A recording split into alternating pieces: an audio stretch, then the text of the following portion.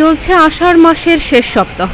দক্ষিণ পশ্চিম মৌসুমী বায়ু অতিমাত্রায় সক্রিয় থাকায় দেশ জুড়ে ভারী থেকে অতি ভারী বৃষ্টি অব্যাহত রয়েছে। দেশের বিভিন্ন স্থানে ভারী বর্ষণে জনজীবনে বাড়ছে ভোগান্তি।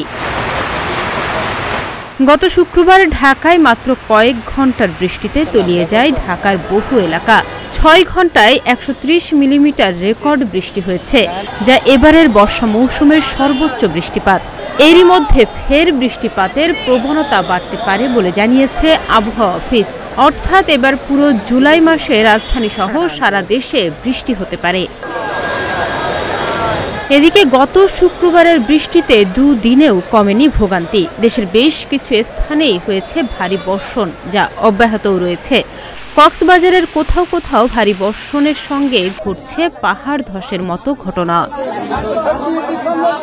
সংশ্লিষ্টরা জানিয়েছেন, ভারী বৃষ্টির স্থায়িত্ব বেশি হওয়া মানেই দুর্ভোগ চরমে ওঠা।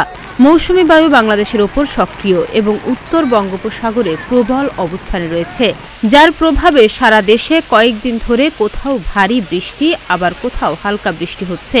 এ অবস্থায় আগামী শুক্রবার থেকে বৃষ্টি আরও বাড়বে। ওই দিন থেকেই একটি নতুন স্কেল শুরু হয়ে বৃষ্টিপাত তীব্রতর হবে, অর্থাৎ জুলাই মাস জুড়েই বৃষ্টি থাকবে।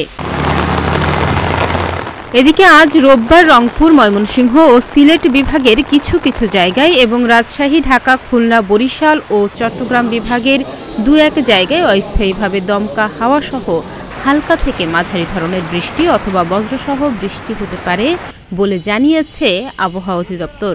সেই সঙ্গে রংপুর, ময়মনসিংহ ও সিলেট বিভাগের কোথাও কোথাও মাঝারি ধরনের ভারী থেকে ভারী বৃষ্টির সম্ভাবনাও রয়েছে।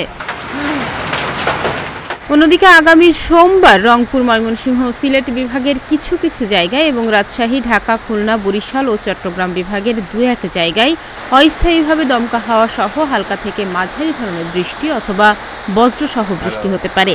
সেই সঙ্গে রংপুর, ময়মনসিংহ ও সিলেট বিভাগের কোথাও কোথাও মাঝারি ধরনের ভারী থেকে ভারী বর্ষণও হতে পারে।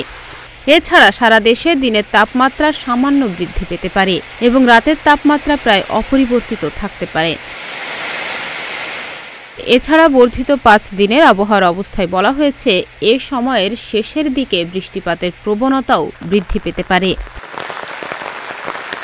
ডেস্ক রিপোর্ট, প্রতিদিনের বাংলাদেশ।